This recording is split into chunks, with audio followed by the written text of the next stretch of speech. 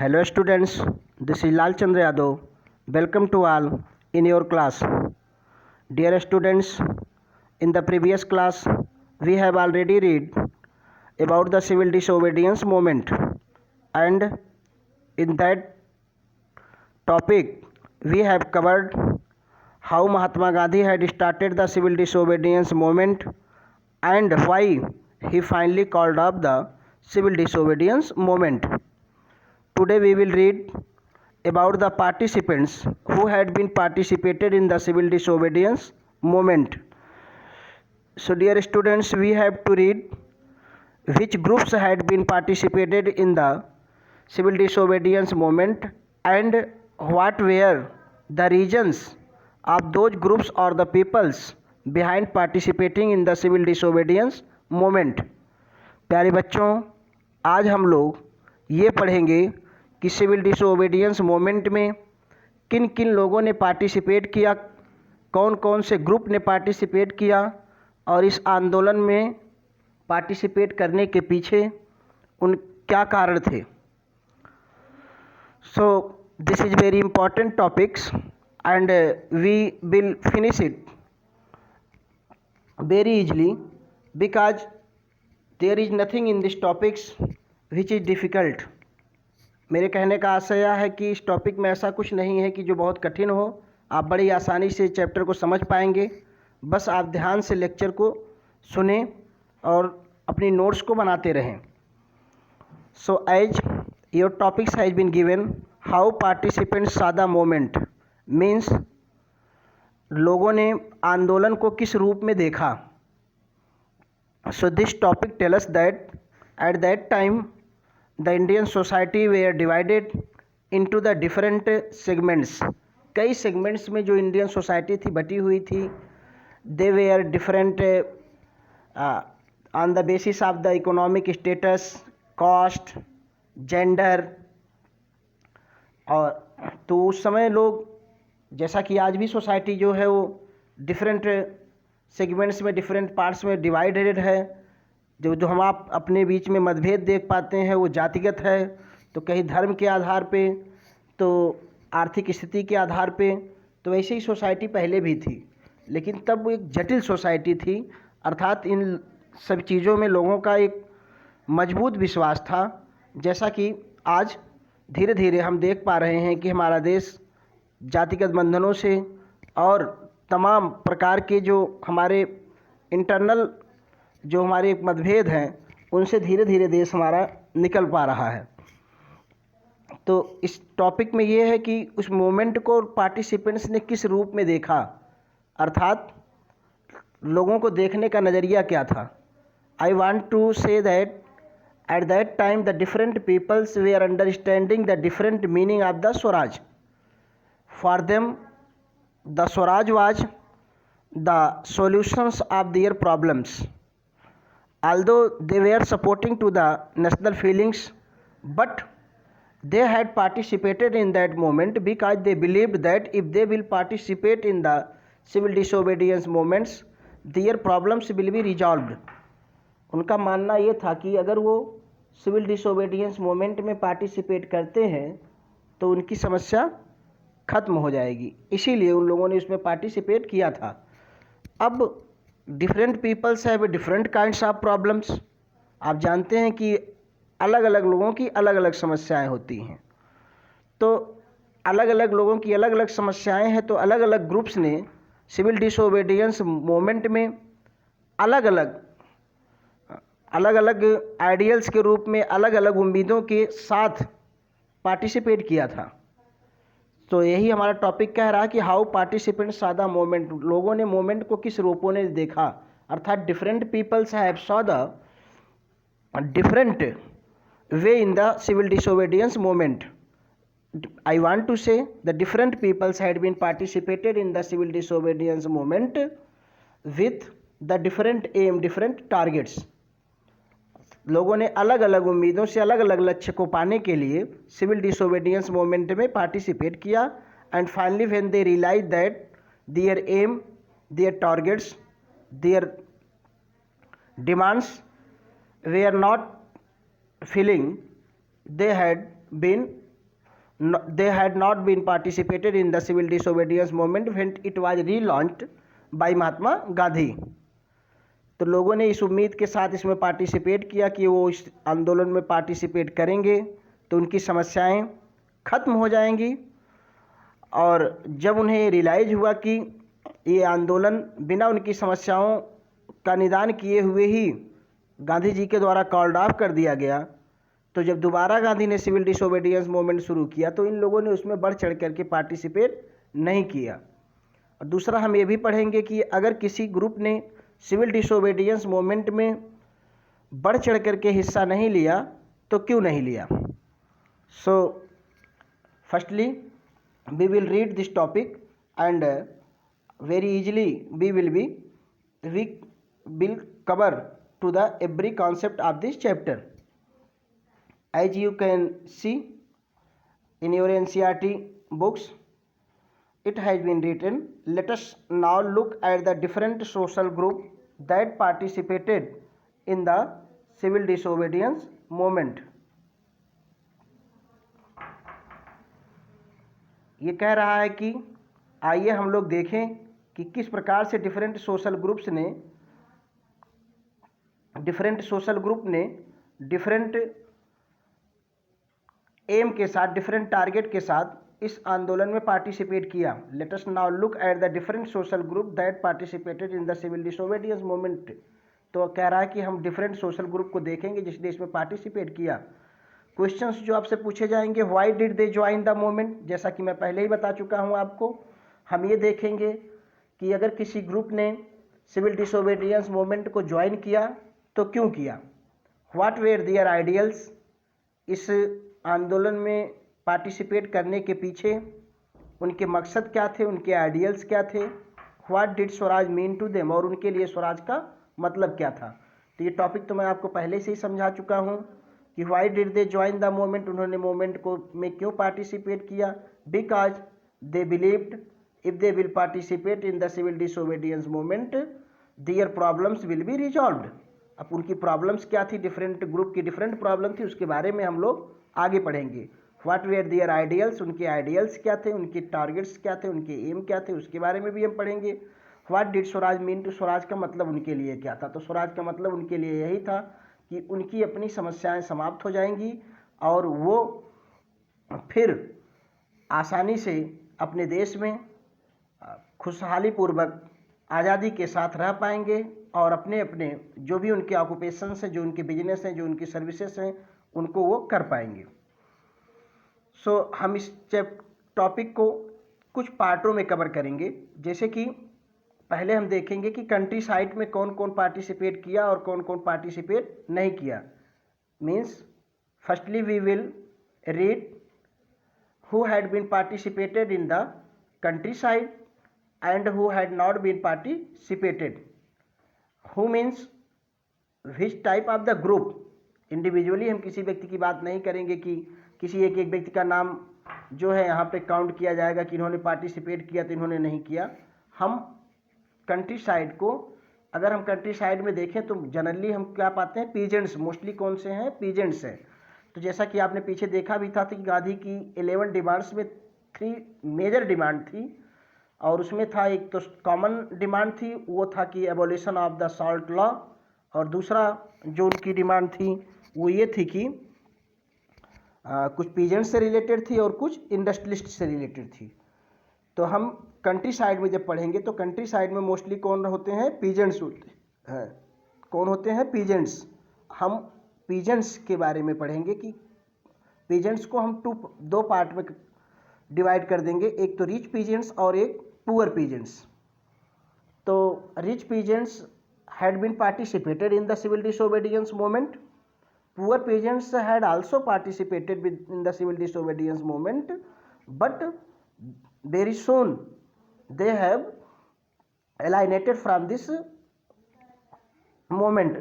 बड़ी जल्दी ही उन्होंने अपने आप को अलग कर लिया इस आंदोलन से। वो सब हम पढ़ेंगे कि क्यों कर लिया। तो पहले अब इस टॉपिक को पढ़िए, आपकी खुद ही सब चीज़ें समझ में आती जाएंगी। In the countryside rich peasants communities like the Patidars of Gujarat and the Jat of Uttar Pradesh. वो कह रहा है कि देहातों में जो रिच पीजेंट्स की कम्युनिटी थी, जो अमीर लोगों का एक समूह था, जिसे सोसाइटी बना लेते हैं लोग, अपना एक समूह बना लेते हैं, संघ बना लेते हैं, तो जो अमीर किसानों का एक संघ था, ग्रुप था। एग्जाम्पल के तौर पर उसने दे दिया कि like the Patidar of the Gujarat and the Jat of Uttar Pradesh. ये जो क्या है, रिच पीजेंट्स के ग्रुप हैं। Were active in the movement means they had been participated in the civil disobedience movement. Active का मतलब होता है सक्रिय रूप से भाग लेना। एक तो भाग लेना होता है किसी चीज़ में बिना मन के, लेकिन इन लोगों ने पूरी तन्मयता के साथ इस मोमेंट में पार्टिसिपेट किया। तो आप तो ये जान गए ना, जैसा कि आपका क्वेश्चन था, डू, ऊपर देखिए आप, why did they join the moment.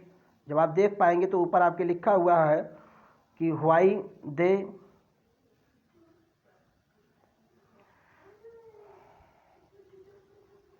आप देखिए why did they join the moment, तो उसमें आप देख पाएंगे कि क्यों उन्होंने मोमेंट को ज्वाइन किया था। तो अब उसको आपको पढ़ना है। Being producers of commercial crop they were very hard hit by the trade depression and falling prices. ये बता रहे हैं कि actually at that time the prices of their food grains, their productions were falling very rapidly. ये वो समय था जब उनके उत्पादन की चीज़ें, जैसे किसान है तो क्या पैदा करेंगे, अनाज वगैरह, तो अनाजों के दाम बहुत तेज़ी से क्या हो रहे थे, गिर रहे थे इंटरनेशनल मार्केट में। क्योंकि ये लोग बड़े प्रोड्यूसर थे, तो ये लोग क्या करते थे, अपने प्रोडक्शन को, प्रोडक्शन मीन्स अपने अनाज को, जो भी वो पैदा करते थे, कॉमर्शियल क्रॉप जैसे टी है, कॉफ़ी है, तो वो इसको क्या करते थे, एक्सपोर्ट करते थे अदर कंट्रियों में भी और अपने देश में भी बेचते थे। तो इनकी कीमतें बहुत तेज़ी के साथ क्या हो रही थी, गिर रही थी। तो अगर इनकी कीमतें गिरेंगी तो इनको क्या होगा, नुकसान होगा, इनकी इनकम क्या होगी, कम होगी। आई दियर कैश इनकम डिसअपियर्ड, क्योंकि उनकी जो कैश इनकम थी वो क्या हो रही थी, गायब हो रही थी। They found it impossible to pay the government revenue demand. तो ये लोग क्या करते थे कि उस समय ब्रिटिश गवर्नमेंट को टैक्स देते थे, यानी जो ये लैंडलॉर्ड्स थे, जो लैंड ओनर्स थे, बड़े बड़े रिच पीजेंट्स थे, ये लोग क्या करते थे कि ज़मीनों, जितनी ज़मीन ये लोग अपने कब्जे में रखते थे, जितनी ज़मीन पर ये लोग खेती करते थे, करवाते थे, उस पर क्या देते थे, गवर्नमेंट को रिवेन्यू देते थे, टैक्स देते थे। तो जब इनकी इनकम अच्छी थी तो जितनी टैक्स का अमाउंट था उसे देने में इन्हें कोई प्रॉब्लम नहीं थी। लेकिन जब इनकी इनकम गिरने लगी तो इन्होंने डिमांड किया कि ये जो रिवेन्यूज का अमाउंट है वो भी क्या कर दिया जाए, रिड्यूस कर दिया जाए। लेकिन ब्रिटिश गवर्नमेंट ने उनकी इस डिमांड को नहीं माना। तो उन्होंने सिविल डिसोबीडियंस मूवमेंट में पार्टिसिपेट किया कि हम आपके जो ये हाई टैक्स का जो आपका कानून है, जो लॉ है, उसे हम नहीं मानेंगे। जैसा कि आप टॉपिक पढ़ रहे हैं सिविल डिसोबीडियंस मूवमेंट, तो आप इससे रिलेट करेंगे तो यही आएगा कि जो रिच पीजेंट्स थे उन्होंने हाई टैक्स देने से मना कर दिया। Now the different questions can be asked you such as why the rich peasants have refused to pay the high amount of the revenues although they were paying it earlier। यद्यपि वो पहले पे कर रहे थे तो फिर क्यों मना कर दिया। तो आपका आंसर क्या होगा, because at that time in the international market as well as in the domestic market the prices of the food grains were falling very rapidly. बहुत तेज़ी के साथ क्या हो रही थी, गिर रही थी। अब क्यों गिर रही थी इसको हम लोग आगे पढ़ेंगे इकोनॉमिक्स में, अभी नहीं तो टॉपिक बहुत लंबा हो जाएगा। तो इसीलिए उन्होंने विरोध किया था। And the refusal of the government to reduce the revenue demand led to widespread resentiments। refusal means देखो जैसे and the refusal माने मना करना, इग्नोर करना, of the government to reduce the revenue as they were demanding that the amount of the revenue should be reduced। मैंने जैसा पहले ही बताया कि वो मांग कर रहे थे कि अब जो रिवेन्यूज का अमाउंट है वो क्या होना चाहिए, घटना चाहिए। लेकिन जब गवर्नमेंट ने इसे मना कर दिया, यानी अर्थात उन्होंने ये नहीं एक्सेप्ट किया कि वो उनके रिवेन्यूज के अमाउंट को कम करेंगे, तो उसने लोगों के बीच में क्या पैदा कर दिया, एक असंतोष पैदा कर दिया। These rich peasants became enthusiastic supporters of the civil disobedience movement. Enthusiastic माने एक्टिव, इंथुआस्टिक माने उत्साह के साथ। तो इन लोगों ने सिविल डिसोबीडियंस मूवमेंट में पार्टिसिपेट किया। अब कैसे किया उसको बता रहा है। To participate in the civil disobedience movement they have organise their communities. उन्होंने अपनी कम्युनिटीज बनाई। At times forcing reluctant members, जो लोग मना कर रहे थे, फोर्सिंग माने होता है दबाव बनाना, रिलुकेंट माने जैसे कि जो अनिच्छुक थे यानी जो पार्टिसिपेट नहीं करना चाहते थे, उनके ऊपर भी उन्होंने दबाव बनाया और इस आंदोलन में उनको भी फोर्स किया पार्टिसिपेट करने के लिए।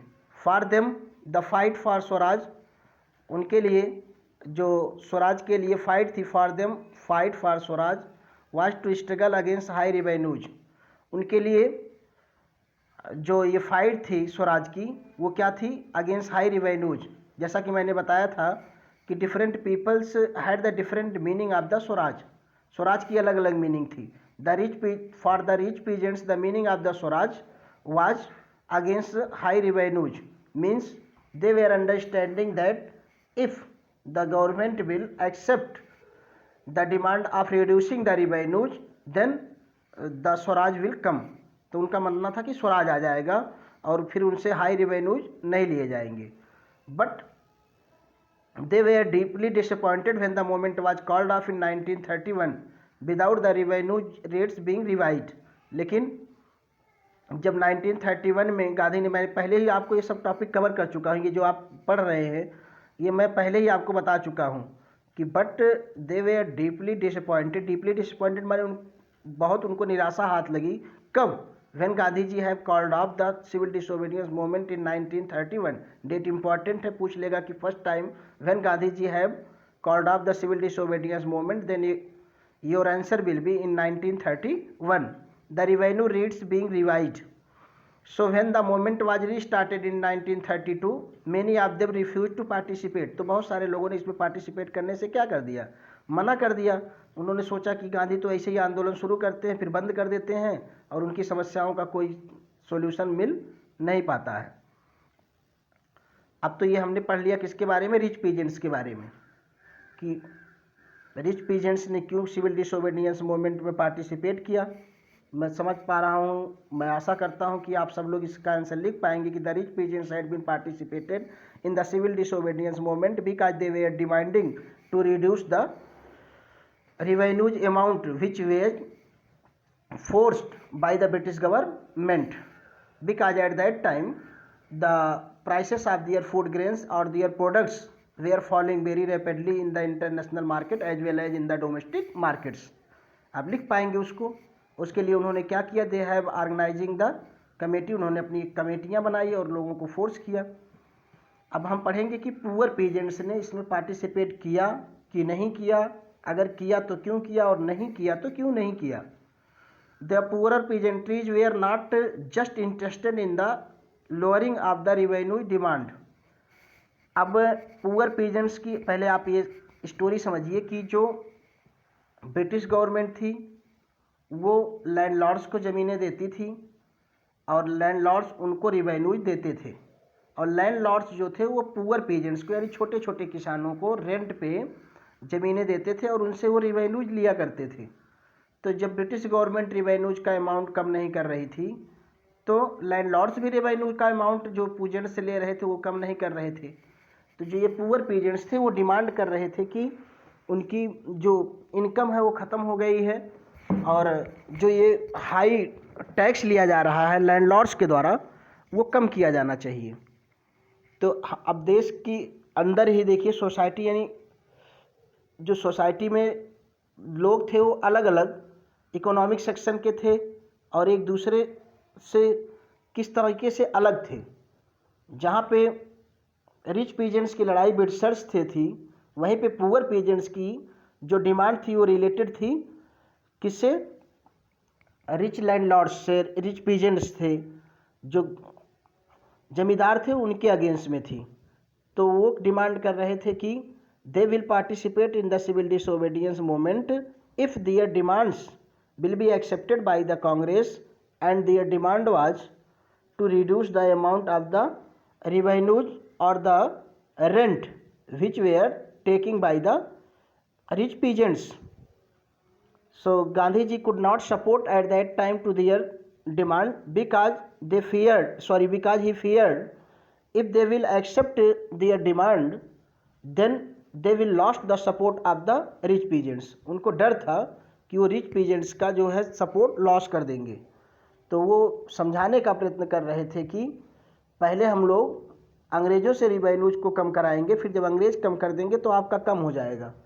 लेकिन एक्चुअली लिटरेसी लेवल उस समय उतनी हाई थी नहीं, और बहुत सारे लोग अपने डायरेक्ट मुनाफों को देख रहे थे। तो बहुत सारे लोगों ने बहुत बढ़ चढ़ करके सिविल डिसोबीडियंस मूवमेंट में पार्टिसिपेट नहीं किया, यद्यपि कुछ लोगों ने किया। इसी सेक्शन को हम इस टॉपिक में पढ़ेंगे। The poorer peasantry were not just interested in the lowering of the revenue demand. ये कह रहा है कि जो गरीब थे, यानी गरीब किसान थे, वो लोग जो रिवेन्यूज का अमाउंट कम करने की मांग थी उसमें ज़्यादा इंटरेस्टेड नहीं थे। Many of them were small tenants, उसमें बहुत सारे लोग छोटे छोटे किसान थे। Cultivating land they have rented from landlords, वो उन ज़मीनों को जोतते थे जो उन्होंने अभी मैंने जैसे कि आपको बताया किसानों से, ज़मींदारों से किस पे लिया था, रेंट पे लिया था। As the depression continued and cash income dividend, आप जानते हैं कि जिस प्रकार से ये डिप्रेशन चल रहा था, यानी जो ये 1930 का 1929 का पीरियड था, ये वर्ल्ड वाइड एक ग्रेट इकोनॉमिक डिप्रेशन का पीरियड था। उस समय अर्थव्यवस्था जो है वो बहुत तेज़ी के साथ गिर रही थी। इसके बारे में हम कभी और चर्चा करेंगे कि क्यों गिर रही थी, क्योंकि अभी टॉपिक बहुत लंबा हो जाएगा। तो वो लोग भी मांग कर रहे थे कि जो रेंट है वो या तो क्या कर दिया जाए, रिमिटेड कर दिया जाए, रिमिटेड माने माफ़ कर दिया जाए, या उसका अमाउंट कम कर दिया जाए। They wanted the unpaid rent to the landlords to be remitted. ये बहुत इंपॉर्टेंट लाइन है, इसको आप याद रखिएगा, इसको आपको एग्जाम में लिखना पड़ेगा कि जो पुअर पीजेंट्स की मांग क्या थी कि they wanted the unpaid rent to the landlords to be remitted. वो ये मांग कर रहे थे कि जो उनके किराए अभी बचे हुए हैं वो रिमिटेड कर दिया जाए, माफ़ कर दिए जाए। जैसा कि आप लोग देखते होंगे कि समय समय पे जो गवर्नमेंट है वो किसानों के कर्जों को माफ़ करती है। तो वही वो लोग मांग कर रहे थे कि ये जो रेंट का जो उनका बकाया रेंट है उसे माफ़ कर दिया जाए। और क्या कर रहे थे, they joined a variety of radical movements, क्योंकि ये इस डिमांड को एक्सेप्ट कराने के लिए लोगों ने बहुत सारे रेडिकल्स मूवमेंट को ज्वाइन कर लिया था, जिसके कांग्रेस जिसके पूरे अगेंस्ट में थी। क्योंकि सोशलिस्ट की जो 9th में आपने पढ़ा था ये सोशियोलिज्म, तो जो ये सोशियोलिज्म का सेंस था वो बढ़ रहा था और इन लोगों ने रेडिकल मूवमेंट्स ज्वाइन कर लिया था। तो गांधी जी या कांग्रेस इनके मूवमेंट्स को बहुत ज़्यादा सपोर्ट नहीं कर सकती थी, क्योंकि ये लोग क्या चाहते थे, पीसफुली मूवमेंट को ऑर्गेनाइज करना चाहते थे। Often led by socialist and communist, अभी बताया है आपको। अब बाकी आपको पढ़ना है। apprehensive by raising issues that might upset of rich peasants and lords, the Congress were unwilling to support no rent campaign in most places. So the relationship between the poor peasants and the Congress remained uncertain. मैंने आपको बताया ना कि Congress could not support the any movement which was radicals or turning the violence. Congress किसी ऐसे movement को support नहीं कर सकती थी या नहीं करना चाहती थी जो किस तरफ बढ़ रहा था, रेडिकल्स की तरफ बढ़ रहा था।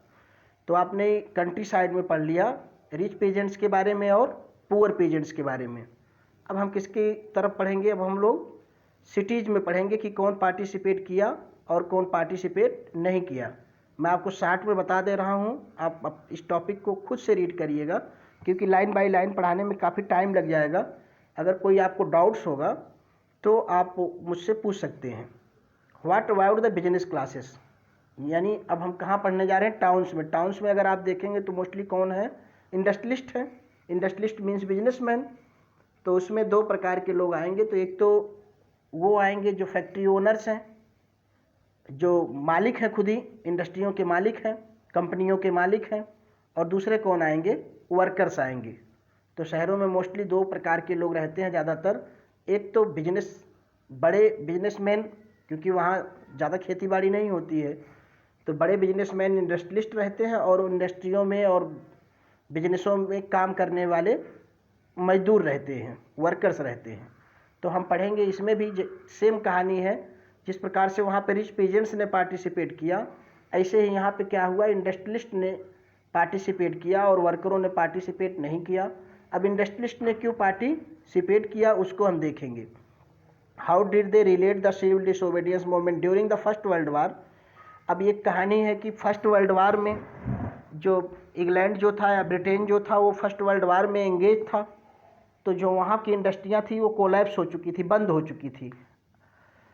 ड्यूरिंग द फर्स्ट वर्ल्ड वार, देखिए जैसा कि लिखा है, the first world war Indian merchants and industrialist had made huge profit and become powerful. यहीं पे क्वेश्चन मार्क लगा के पूछ लेगा हाउ, कैसे। जैसा आपका स्टेटमेंट कह रहा है कि during the first world war the Indian industries had got the chance to boost, यानी कहने का मतलब है कि फर्स्ट वर्ल्ड वार में इंडियन इंडस्ट्रियों को बढ़ने का मौका मिला। तो क्यों मिला? इसका आंसर ये होगा कि because at that time the Britain was engaged in the war and this has give the chance to the Indian industries to boost. वहाँ की इंडस्ट्रियाँ बंद हो चुकी थी, तो इंडियन इंडस्ट्रियों को मौका मिल गया कि वो प्रोडक्शन करें और अपने प्रोडक्शन को दुनिया के डिफरेंट पार्ट में बेचें, और इंडिया में भी उनके सामान की कीमतें बढ़ेगी, क्योंकि सामान तो लोग यूज ही करेंगे। जैसे कि अगर एक दुकान बंद है तो हम दूसरे दुकान से सामान लेंगे। इसी प्रकार से इंग्लैंड की इंडस्ट्रियाँ बंद थी तो लोगों ने इंडियन इंडस्ट्रियों के बने हुए सामानों को यूज़ किया, और इंडियन इंडस्ट्रियों को इस प्रकार से क्या मिल गया, एक मौका मिल गया कि बूस्ट करने का। During the first world war Indian merchants and industrialist had made huge profit, तो उन लोगों ने क्या कमा लिया था, अच्छा पैसा कमाया था, प्रॉफिट कमाया था, और वो पावरफुल बन गए थे। अब वो अपने बिजनेस को क्या करना चाहते थे, एक्सपेंड करना चाहते थे। वो चाहते थे कि अब वो इंटरनेशनल मार्केट पे ट्रेड करें, इंटरनेशनल मार्केट में भी उनकी ट्रेडिंग हो। तो इसके लिए वो जो रिस्ट्रिक्शंस थे एक्सपोर्ट पे और इंपोर्ट पे, उसको वो क्या करना चाहते थे, रिमूव करना चाहते थे। इसको आपने पढ़ा होगा कि कैसे रिस्ट्रिक्शंस लगाए जाते हैं। रिस्ट्रिक्शंस दो प्रकार के हैं, एक तो आप हाई टैक्स लगा दीजिए, तो एक प्रकार से रिस्ट्रिक्शन है किस पे, एक्सपोर्ट और इंपोर्ट पे। जैसे कि हम अपने सामान को मान लीजिए अमेरिका में बेचना चाहते हैं या ब्रिटेन में बेचना चाहते हैं, तो हमारा सामान 10 रुपये का है। अब गवर्नमेंट हम पे 100% टैक्स लगा दे अगर, तो हमारे सामान की कीमत समझिए 20 रुपये हो गई। तो जब कीमतें ज़्यादा हो जाएंगी तो लोग हमारे सामान को परचेज नहीं करेंगे। तो ये लोग डिमांड कर रहे थे कि जो हाई टैक्सेस इम्पोज किए जा रहे हैं उनके प्रोडक्ट्स पे, उनको क्या किया जाए, कम किया जाए। I hope all of you are able to understand. तो कीन का मतलब होता है ज़्यादा इच्छा होना। Keen on expending their business, they now reacted against colonial policies. उन्होंने क्या किया, कॉलोनियल पॉलिसीज के अगेंस्ट में रिएक्ट किया एंड रिस्ट्रिक्टेड बिजनेस एक्टिविटीज़। तो ये मैंने पहले ही बता दिया है कि they have oppose to the government policies to restrict the business activities. They wanted production against import of foreign goods. वो भी चाहते थे कि जो विदेशों से सामान आ रहे हैं उसके खिलाफ उन्हें प्रोटेक्शन मिले। प्रोटेक्शन का मतलब अब आपको ये हम इस लाइन का मतलब समझा दें, आप वैसे पहले पढ़